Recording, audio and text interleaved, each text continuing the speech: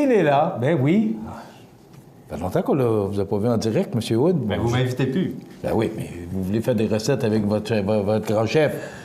Je respecte ça, moi aussi. Ah, OK. Et d'ailleurs, c'est très apprécié. Écoute, bonjour. Bon matin. Comment ça va? Ça va bien. Oui? Oui. Bon, content. Je pense que vous devinez de quoi on va parler ce matin. Aucune idée. Vous me surprenez. Oui, le temps froid qu'on a connu ou qu'on va connaître au cours des prochains jours va atténuer peut-être des ardeurs un peu, mais il a fait beau. Il a fait beau. Et on a commencé, les érables ont coulé quelque peu.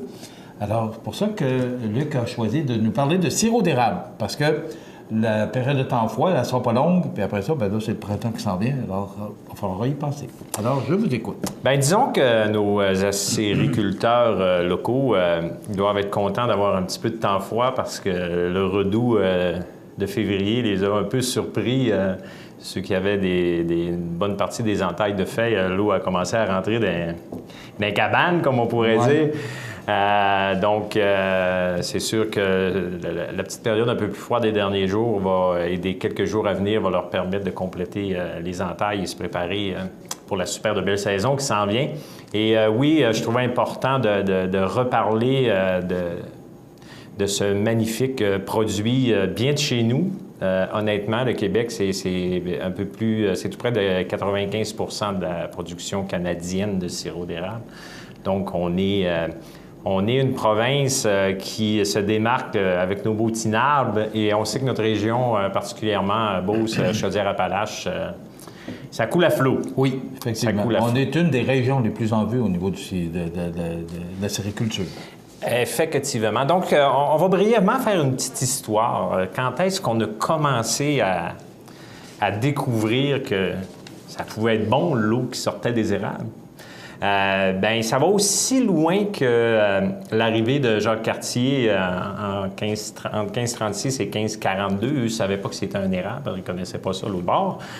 Fait qu'ils en ont coupé un, puis il y a de l'eau qui en ressortait. Donc, ils ont goûté à cette sève, qui ont trouvé que ça avait un excellent goût qui se rapprochait un peu de leur petit vin artisanal. Donc, en réalité, vraiment la première trace qu'on va remonter, c'est jusqu'à l'arrivée de M. Jacques Cartier. Au début du 17e siècle, donc dans les années 1600, il y a vraiment un recensement et un témoignage sur l'eau d'érable qui démontre que les Amérindiens qui vivaient ici jadis, et ils sont encore ici, avaient déjà commencé, eux, à distiller l'eau d'érable pour en faire un sirop un peu plus épais, puis ils l'utilisaient majoritairement comme boisson fortifiante. Donc, ils avaient découvert que en la distillant, bien, les sucres contenus fortifiaient les systèmes. Donc, il y a eu quelques études entre les deux, puis on s'en va au début du 20e siècle, en 1920 exactement, où on a commencé à classifier le sirop d'érable. Donc, on parle déjà de près de 100 ans qu'on a donné des classifications au sirop d'érable. Je dirais, la tubulure est apparue dans les années 70, puis l'osmose inversée dans les années 80. Donc, ceux qui connaissent la production de l'eau d'érable, donc on a un principe qui s'appelle l'osmose inversée. Donc, c'est qu'on réduit la concentration d'eau avant de l'amener à l'ébullition. Donc, ce que ça a permis, c'est que ça a permis beaucoup ces deux entrées-là, la tubulure et l'osmose inversée. Donc, c'est beaucoup, beaucoup, beaucoup moins d'heures de travail pour les familles, parce que... Est-ce que ça améliore la qualité du sirop aussi? Bien, c'est pas d'améliorer la qualité, c'est que l'ébullition est beaucoup plus rapide, étant donné que la concentration d'eau, elle est moins grande. Puis l'autre, la tubulure, bien, la facilité d'amener la sève dans les bâtiments. Donc, au cheval bachelier, puis aux 45 gallons. Donc, c'est sûr que ça a réduit énormément les nombres d'heures des familles parce que les érablières, majoritairement, c'est des entreprises familiales. Donc, puis c'est une saison qui est courte, donc ça leur a donné la chance d'augmenter les productions. On parle au début des années 2000, on a découvert une molécule à l'intérieur de l'eau d'érable, du sirop d'érable, qui s'appelle le québécol. Donc, c'est unique au sirop d'érable et le québécol fait partie de la famille des polyphénols. En réalité, les polyphénols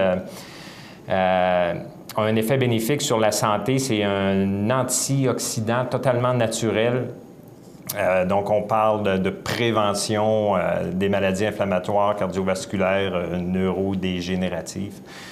Ils sont utilisés aussi comme additifs dans l'industrie agroalimentaire et même cosmétique, mon cher monsieur.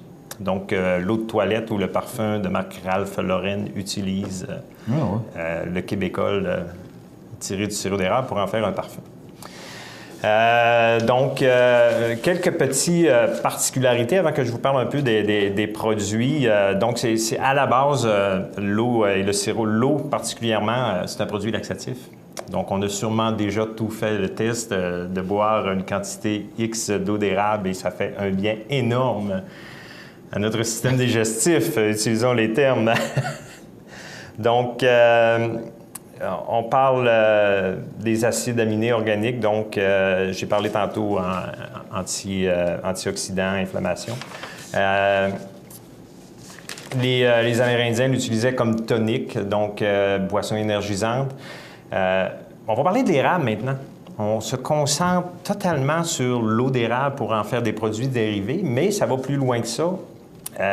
Chez les Amérindiens, les jeunes pousses d'érable du printemps, là, vraiment la nouvelle pousse qui est verte et tendre, eux l'utilisaient comme alimentation au printemps. Les samars de l'érable, donc les petits papillons qui s'envolent de l'érable à sucre à l'automne, donc qui est le fruit de l'érable, ils les amassaient aussi, les faisaient griller, puis ils les gardaient pour l'hiver pour l'inclure dans d'autres aliments, pour donner un petit goût sucré. Puis elles ont une très, très forte teneur en protéines. Donc, on parle de 43 de protéines à l'intérieur des samars d'érable.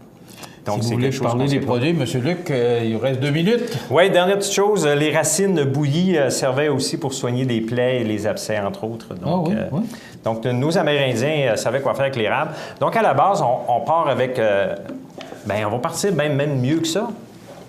Sur le marché, depuis maintenant à peu près 2 ans, vous pouvez acheter de l'eau d'érable. C'est exclusivement de l'eau, il n'y a rien d'autre dedans. Donc, on parle d'une boisson énergisante, j'en ai parlé tout à l'heure. Donc, les sportifs peuvent remplacer les fameux Powerade et Gatorade qui sont à base de sucre raffiné. Donc, ça, c'est une eau d'érable pure à 100%. Il n'y a rien d'autre. Eau Viva. Eau Viva. Donc, vous allez trouver ça dans la section où on retrouve le sirop d'érable, les confitures des framboises. Donc, c'est dans la même section. Donc, on l'a distillé. Donc, on amène du sirop d'érable. J'ai amené celui-ci. On a quand même 2 ou 3 producteurs de chez nous à notre magasin Coop qui nous fournissent du sirop d'érable à l'année. Donc, moi, j'ai amené ceux ici de Morigeau. Donc, Morigeau, c'est une culture biologique. À la base, l'érable, la sève, elle est biologique. Qu'est-ce qui fait une certification? C'est les méthodes de sanitation des équipements donc, doivent être certifiées bio pour conserver une certification biologique dans le sirop d'érable. Et à partir de là, il y a une multitude de produits transformés, de beurre, de sucre. Donc, je vous ai amené un sucre d'érable. Granulé? Absolument, utilisé à la place d'un autre sucre. Donc, on a maintenant les sucres d'érable. Je vous ai amené un caramel à l'érable. Il y a de la barbe à papa à l'érable. On a une vinaigrette à l'érable, une sauce barbecue à l'érable. Donc, sauce barbecue à l'érable? Une sauce barbecue à l'érable. Donc, mettre sur vos viandes, vos poulets. Donc, le poulet et le porc barbecue érable, c'est du bonbon. Sur le bœuf, c'est bon, mais vraiment d'aller tirer une saveur sur le poulet et possiblement sans gluten, d'après ce que je peux voir. Possiblement. Possiblement? Oui. Vous l'analyserez comme il faut. Il n'y a pas de blé là-dedans, c'est juste c'est clair qu'il n'y a pas de blé. Et des épices. Il faut juste peut-être faire attention aux épices. Hey, c'est merveilleux et... Merci, M. Wood, d'être venu nous voir. Ça me fait un grand plaisir. Oui. Vous recevrez sous peu la facture, M. Montminier. Merci, Luc. Voilà tous ces produits et bien d'autres dans ce grand magasin, ce beau grand magasin qu'on a chez nous, le magasin Coop IGA Extra de Montmagny. Luc Wood, directeur général, merci beaucoup. Grand plaisir. À la semaine prochaine. À la semaine prochaine.